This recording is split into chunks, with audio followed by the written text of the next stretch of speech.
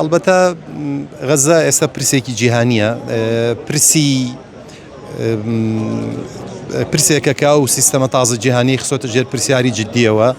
لاوە 2 ساڵ زیاترە نزیکەی 2 ملیۆن مرۆڤ لە پارچەیەک زەوی بچووکە کە لە 50 کیلۆمەتر تێناپەڕێ گەمارۆ دراون، لە ئەرز و ئاسمانەوە گەمارۆ دراون، بردومانەکرێن، تۆپ و تانک و ملیۆنەها تەنگ تۆپ و تانک و جۆرەها تەقەمەنی و تەکنۆلۆژیای سەربازیان بەسەرا تاقیەکرێتەوە.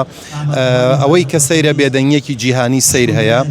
هەموو وڵاتانی دنیای ئیسلامی لەم جینایەتە بێدەنگن، هەموو ئەوەی کە پێوترێ ڕێکخراوە مرۆڤ دۆستەکان و ڕێکخراوەکانی سەر بە UN و ناوەندەکانی مافی مرۆڤ لە دنیای بێدەنگێکی سەیریان لە بەرامبەرم جینایەتەیە هەڵبژاردووە.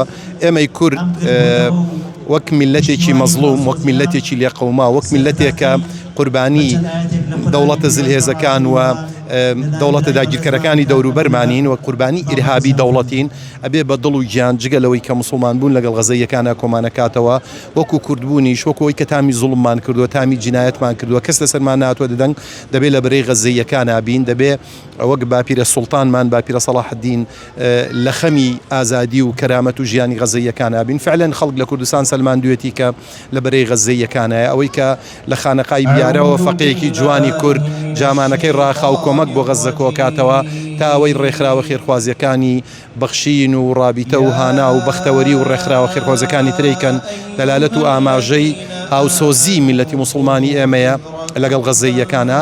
غەزە قۆناغێکی جیاکەرەوەیە بەڕاستی لە مێژووی مرۆڤایەتیا، قۆناغێکە کە پێمانەڵێ هەمووی دیاکانی مافی مرۆڤ درۆن مافی درۆ لە کاتێکە لەو غەربەیە کە شوێنی دیای مافی مرۆڤە لەسەرەوەی ملی بەرازێکە بێ بەتەلێکەوە دنیا هەڵەسێتە سەر پێ و دانانیشێتەوە.